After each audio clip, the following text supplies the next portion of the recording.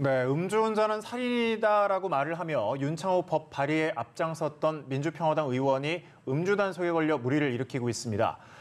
이 의원은 죄송하다며 고개를 숙였지만 국민들의 비난은 거세지고 있는데요. 네, 한편 해경궁 김 씨 트위터 소유주 논란과 관련해서 이재명 경기지사의 부인 김혜경 씨가 오늘 경찰에 출석을 했는데요. 오늘 보다 자세한 내용을 전지현 변호사와 함께 이야기 나눠보도록 하겠습니다. 안녕하세요. 네, 어서 오십시오. 네, 이용주 의원 음주운전 살인이라며 윤창호법 공동 발의한 당사자 104명의 의원 중 한 명이었는데 그래서 이 음주운전의 논란이 더 거세지고 있는 것 같아요. 그러니까 이게 어떻게 된 사건이냐면은 지난 31일 날 이용주 의원이 동료 의원들이랑 국감이 끝나고 여의도 모처에서 이렇게 회식 자리를 가졌다 그래요. 네. 오후 6시부터 10시쯤 끝났다고 하는데 그 자리에서 소주와 맥주가 이렇게 돌았답니다. 10시경 자리가 끝났어요. 근데 내가 소주랑 맥주를 먹었어요. 집에 가야 돼. 자가용은 있어. 어떻게 해야 되겠어요? 대리기사 불러야 되겠죠? 네. 근데 대리기사를 부르는 게 맞는데 이용주 의원이 본인이 운전을 했다는 거예요. 그럼 도대체 여의도에서 어디까지나 운전을 했냐? 예. 청담동 부근까지 운전을 했다고 합니다. 그러니까 예. 잠실 방면 올림픽대로를 지나는데 뒤에 있던 차가 보니까는 그 운전자가 이용주 의원인지는 몰랐겠죠. 이게 보니까 막 앞뒤로 막 들썩들썩 되게 위태위태해 보이는 거예요. 예. 그래서 경찰에 차 번호랑 이런 거를 신고를 해서 경찰이 출동을 해가지고는 청담동 도로공원 쪽으로 이 차를 유인해서 예. 의원님이시네요. 한번 음주 측정해 봅시다 했더니 0.089%가 나왔다 그래요. 예. 아시다시피 음주운전의 기준은 0.05%거든요. 네. 그리고 0.1%면은 면허 취소 사유예요. 그렇죠. 만약에 저기서 맥주 한 잔만 더 먹었으면 면허 취소 사유에 해당할 수 있었던 그런 사안이고 예. 그런데 하필 이 이용주 의원이 이른바 윤창호법이라고 해가지고는 음주운전자에 대해서 처벌을 강화하고 음주운전 기준을 낮추는 그 법안에 공동 발의했던 사람 중에 하나라서 예. 도대체 이 법안 발의가 진정성이 있었던 것이냐, 이게 보여주기 위한 쇼가 아니었냐, 이런 비판이 있습니다. 예. 자, 이용주 의원 일단은 사과를 했는데요. 저희가 그 영상을 좀 보고 이야기를 다시 나눠보겠습니다. 특히 최근에 음주운전에 대한 처벌을 좀 더 강화하자는 법안이 발의되고 있는 이 시점에서 이 앞장서야 될 국회의원으로서 이런 일을 했다는 것에 대해서 한마디로 정말로 죄송하고 송구스럽게 생각합니다. 다시는 이런 일이 있지 않도록 자숙과 반성의 시간을 갖도록 하겠습니다. 죄송합니다. 경기가 어쨌든 간에 음주운전은 무엇으로도 정당화될 수 없는 것이고 음주운전이 갖고 있는 사회적 폐해성이 무척 크다는 점에 대해서는 제가 깊이 공감을 하고 있습니다. 따라서 이런 일은 향후로도 재발돼서는 안 되고 저뿐만 아니라 모든 국민들께서도 이런 일이 재발하지 않도록 음주운전에 대한 경각심을 갖는 계기가 되었으면 합니다. 죄송합니다. 예. 윤창호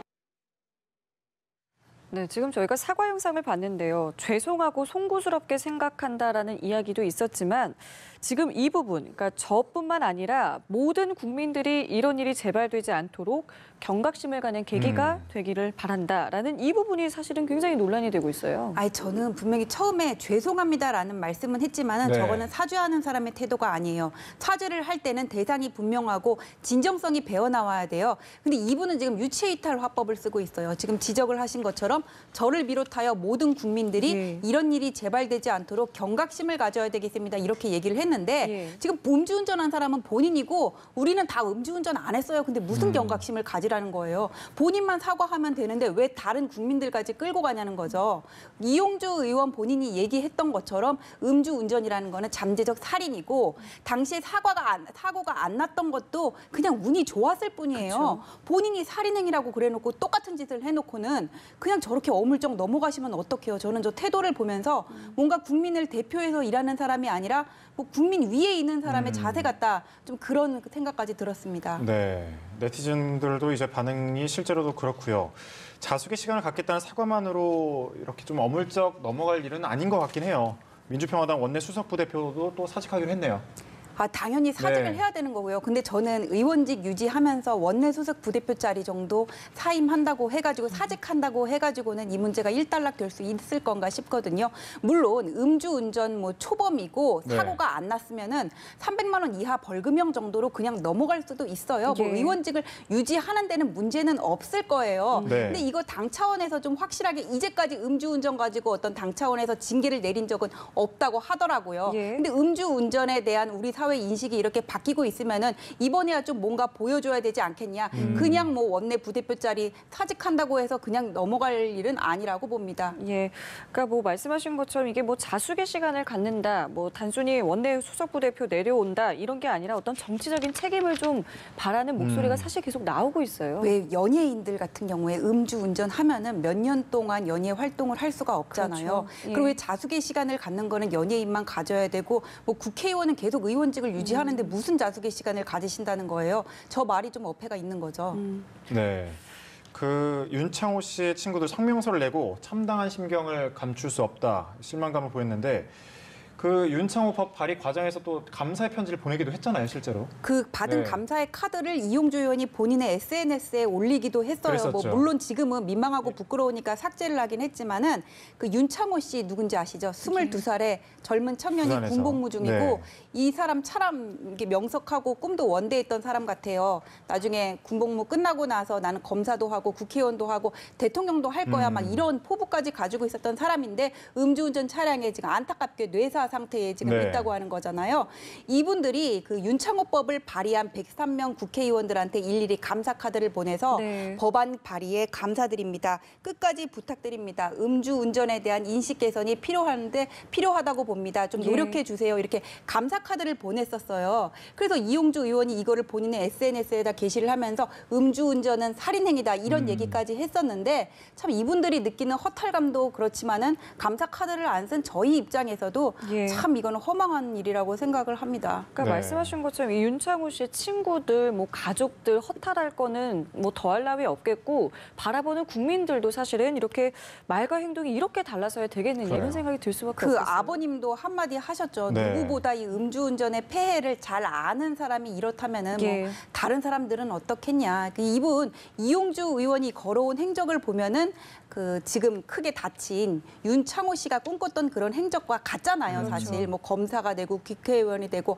아들이 가고자 했던 길을 먼저 가셨던 분인데 이 사실을 아들이 알게 되면은 얼마나 허망하고 실망스러울까 이런 예. 말씀도 하셨습니다. 그러니까요. 아무래도 이제 비판은 피할 수 없을 텐데 반복되는 이야기지만 우리나라 그 음주운전 처벌 기준이 너무 약하다 이런 지적이 계속되고 있거든요. 해외 사례와 비교해 본다고 하면 어떤 수준인가요? 그 음주운전 처벌을 강화하자 이런 네. 얘기는 계속 나오고 있는데 우리나라 같은 경우에는 음주운전을 한다고 하더라도 이거는 정말 운이 좋아서 어떻게 사고가 안 났을 뿐인데 그냥 뭐 처음에 한두 번 걸렸을 때까지는 뭐 과거에 어떤 사고도 안 났고 과거에 다른 전력도 없고 뭐 그러면은 300만 원 이하 벌금 정도로 끝나요. 이번에 이용주 의원 경우 같은 경우에도 이게 6개월 이하의 징역 또는 300만 원 이하의 벌금에 해당하는 상황인데 물론 그 알코올 농도에 따라서 벌금형의 과중의 차이는 있거든요. 예. 그렇지만 어쨌거나 그냥 뭐 300만 원 이하의 벌금 정도에서 마무리될 거예요. 그리고 뭐 의원직을 유지하는데도 문제는 없고 금고 이상의 형이 아니기 때문에 예.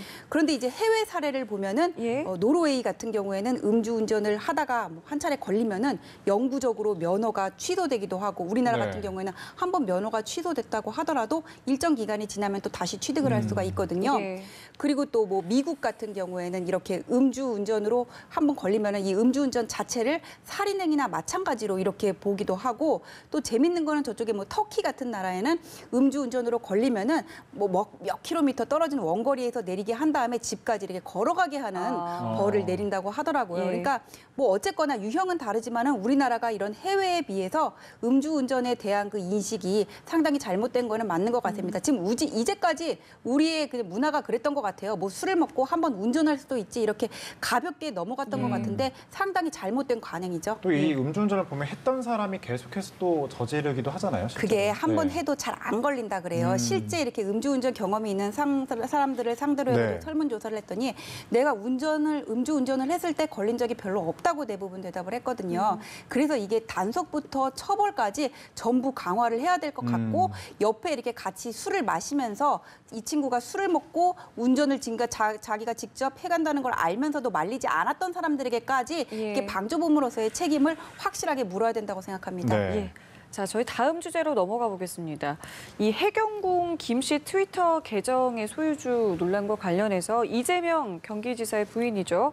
김혜경 씨가 오늘 경찰에 출석을 했습니다. 먼저 이 사건을 좀 간략하게 요약을 부탁드릴게요. 그러니까 HK킴이라는 계정으로 뭐 지난 대선, 그다음에 지난 도지사 경선, 그리고 올해 4월까지 해가지고는 문재인 대통령을 비방하거나 고 노무현 대통령을 비방하고 그리고 전해철 의원까지 비방하는 네. 이런 글들이 올라왔어요. 그래서 이제 두 분이 이거를 가지고 고발을 했는데 나중에 전해철 의원 쪽은 이거를 취하를 했고 전해철 의원하고 또 이제 이정열 변호사라는 분 예. 있잖아요. 그 유명하신 분. 두 분이 이렇게 고발을 했던 그런 사안인데 뭐 이게 그러니까 이 트위터 계정을 가진 사람이 이재명 지사의 부인 김혜경 씨라는 거예요. 이분들의 주장은 네. 그렇게 보는 이유는 HK킴이거든요. 계정이. 그럼 김혜경 씨랑 이니셜이 같고 네. 트위터 계정에 드러난 전화번호를 볼 때 끝번호 뒷자리가 김혜경 씨의 번호와 일치한다. 뭐 이런 것들을 가지고 나름의 근거를 가지고 김혜경 씨가 직접 안 썼을지도 모르니까 뭐 성명불상자 그리고 김혜경 해가지고는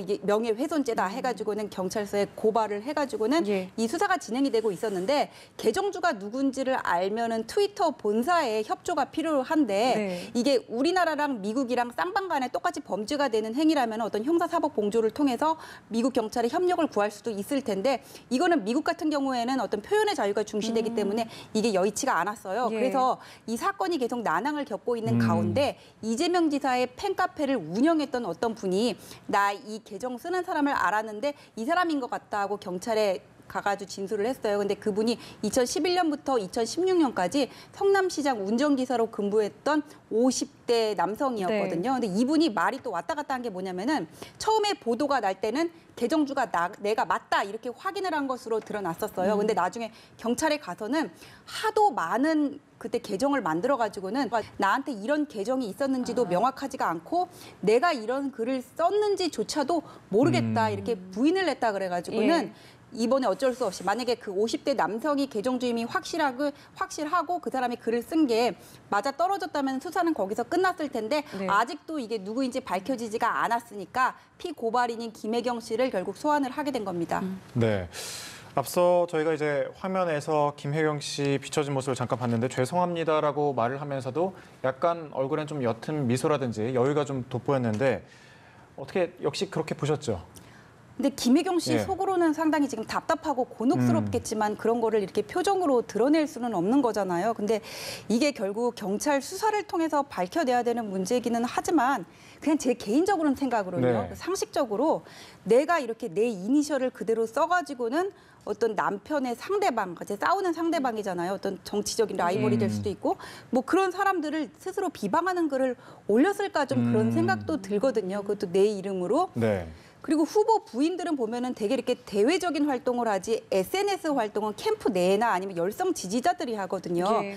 그때 이런 계정이 하나만 있는 것도 아니고 여러 명이 글을 쓸 수가 있어가지고는 이거를 확실하게 밝히기는 어려울 것 같아요. 이게 계정주가 누군지를 알아도 네. 그 계정주가 이런 글을 안 썼을 수도 있고 예. 뭐 누가 이런 글을 쓰는 거를 목격자가 있는 것도 아니라면은 이 사건은 참 경찰이 물증을 확보하기가 어렵겠다 그런 생각도 듭니다. 예, 이 오늘 조사가 이제 2차 조사잖아요. 1차 조사 때는 비공개 소환을 했다가 이제 오늘은 공개 소환을 해서 이제 포토라인에 서는 모습까지 저희가 본 건데 이게 왜 이렇게 바뀌게 된 건가요? 그러니까 저번에 이게 비공개 소환이라고 얘기를 했는데 예. 그 김혜경 씨 측에서 조금 말이 다르기는 했어요. 한쪽에서는 뭐 수사가 다 끝나서 나왔다 그러고 경찰에서는 이게 언론에 알려졌다 그러면서 수사 도중에 나갔다 그랬잖아요. 예. 그래서 그 비공개 여부를 가지고 논란이 되는데 어차피 조사를 받을 거면은 김혜경 씨가 굳이 비공개라고 하더라도 기자들이 취재를 하다 보면 알아낼 수가 있으니까 그냥 공개 소환을 하자. 그냥 뭐 조사 남은 거 예. 그냥 마무리를 하자. 이렇게 그냥 공개 소환 쪽으로 가닥을 잡은 게 아닌가 싶어요. 근데 오늘 조사 중이라고 하는데 저는 이게 실체의 진실이 밝혀질 수 있을까 싶습니다. 아까 말씀드렸던 것처럼 예. 일단 트위터 본사의 그런 협조도 없고 예. 그 뭐 경선 기간이라든지 선거 기간 중에 또 너무나 많은 사람들이 이렇게 이런 SNS 활동을 하기 때문에 이 과연 누군지를 밝힐 수 있을까 그런 부분에서는 의문이 듭니다. 그렇군요. 네, 경찰이 이재명 경기지사를 일부 혐의에 대해서 기소 의견으로 검찰에 송치를 했는데 이 지사와 관련한 6가지 혐의, 기소 불기소 의견이 3대 3으로 갈렸는데 각각 좀 어떻게 정리가 됐나요? 일단 기소 의견으로 송치를 한 거는 친형 강제 입원하고 네. 그다음에 뭐 검사 사칭권, 그다음에 대장동 개발 이익 환수 관련해 가서 허위 사실을 공표했다는 부분이고 예. 불기소 의견으로 송치를 한 부분은 조폭 연루설, 그다음에 김부선 씨 관련 얘기, 네. 일배 가입인데 예. 김부선 씨 관련해 가지고는 여기에 대해서는 지금 조사가 실질적으로 이루어지지가 않았거든요. 그래서 혐의가 없다, 죄가 안 된다기보다는 아직 조사가 마무리되지 않은 상태에서 이렇게 넘어간 것으로 보면 될 것 같고 예. 조폭 연루설이라는 거는 조폭 연루죄라는 게 따로 없잖아요. 그러니까 이게 네. 뭐 소문만 있을 수는 있지만은 이재명 지사가 조폭으로부터 어떤 뭐 정치 자금을 직접 받았거나 이 사람들이 이권을 취득하는데 관여했다는 증거가 없었던 것으로 보이고 그다음에 일배 활동이라는 것도 일배 활동을 했으면은 그게 다 이력에 남을 거 아니에요, 기록에. 예. 그런 증거를 찾을 수가 없었던 것으로 보입니다. 그리고 기소 의견으로 송치된 부분은 뭐 검사 사칭이라든지 이제 대장동 개발 이익 환수 같은 부분은 이게 증거로 확실히 드러날 수 있는 부분이거든요. 특히 이 대장동 개발 이익 같은 경우에는 이게 변환봉 위원장이 고발을 한 건인데 이재명 지사가 지난 이 지방선거에서 대장동 개발 이익이 한 5,500억 원 정도 남아가지고는 이거를 시흥시의 공원 부지를 조성하기 위해서 부지를 매입하는 데 썼다 이렇게 얘기를 했는데 실제 그런 개발 이익이 있었던 거는 거짓말이다 이런 얘기잖아요. 예. 이런 부분들은 확실히 증거로 나올 수 있는 부분이었는데 뭔가 경찰이 혐의점을 잡은 게 아닌가 싶고 그리고 친형 강제 입원 같은 경우에는 저번에 이재명 지사가 경찰 조사를 할 때 법리적으로 공방이 오고 왔다는 부분이잖아요. 예. 이것과 관련해서는 경찰이 당시에 그 이재명 지사의 신체와 자택을 압수수색하면서 영장에 뭐 형이 당시에 뭐 정신병력으로 치료를 받았다는 기록이 없고 그다음에 정신과 전문의와 대면한 적이 없다 뭐 이런 점을 근거로 삼았다고 하는데 이런 부분들에 대해서 이재명 지사 측에서 확실하게 방어를 하지 못한 게 아닌가 뭐 그런 생각도 듭니다. 네. 그럼 말씀하신 걸 종합해 보면 이 여배우 스캔들 의혹 같은 경우는 이후에 기소 의견으로 전환이 될 가능성도 있다고 아직 조사가 마무리되지 않았으니까 충분히 가능한 거죠. 근데 여배우 스캔들 같은 경우에는 이거를 없다는 것을 증명할 수는 없잖아요. 그래서 있다, 그런 관계가 있었다는 쪽에서 뭔가 이렇게 움직일 수 없는 증거를 내려놔야 되는데 예. 지금 오히려 이재명 지사 측에서 셀프 검증을 하고 더 이게 공격적으로 나오고 있거든요. 네네. 그래서 관건은 김부선 씨 측에서 뭔가 증거를 내야 돼요. 그렇게 되지 않는다면 이재명 지사는 이렇게 끝까지 부인을 할 거고 이거는 그냥 혐의 없음으로 마무리될 가능성이 큽니다. 네. 이재명 지사가 SNS에 경찰 수사가 좀 무리한 짜맞추기식이다 이렇게 비판을 하고 있는데 일단 공은 이제 검찰로 넘어갔으니까 어떤 부분이 좀 쟁점이 될까요? 뭐 일단 그 김부선 씨 관련해서는 제가 말씀드린 것처럼 김부선 씨가 추가 증거를 제출할 수 있는지 그 부분이 쟁점이 될 것이고 네. 그리고 친형 강제 입원 관련해서는 어떤 그 절차상에 확실한 허점이 발견되는 게 아니라면 당시에 이재명 지사가 여기에 부당하게 개입한 부분에 대해서 당시 성남시 공무원들이 어떻게 진술을 하는지 거기에 달려 있다고 봅니다. 그리고 뭐 대장동 개발 이익 환수 같은 부분은 이거는 이제 뭐 성남시에서 적극적으로 추가 자료를 내야 되겠죠. 근데 이런 부분들은 증거로 확실히 뭐 증명이 될 수 있는 부분이 되겠죠. 예. 근데 이재명 지사가 이렇게 SNS에 어떤 경찰을 공격하는 쪽으로 몰아가는 거는 설득력이 없어요. 이건 어떤 법적 다툼이 아니라 이 문제를 어떤 정치적인 프레임의 문제로 몰아가는 것 같은데 예. 이재명 지사는 민주당 내에서 지금 대선 주자란 말이에요. 그렇죠. 근데 이런 분이 지금 더군다나 민주당이 집권을 하고 있는데 탄압을 받았다나 아니면 뭐 경찰에 무분별한 수사가 있었다는 식으로 얘기를 하는 거는 좀 설득력이 없어 보입니다. 예. 자, 저희 다음 주제로 넘어가 보겠습니다. 병원 응급실에서 폭행 사건이 있었는데요. 이 소동을 피운 남성이 부산 지역의 경찰 간부였다고요. 이게 어떤 일이 있었냐면은 이제 어제였어요. 이제 부산의 한 응급실에 50대 남성이 복통을 호소하면서 왔습니다. 내가 네. 술을 너무 많이 네. 먹어서 배가 너무 아프고 메스껍고 구역질이 난다는 거였어요.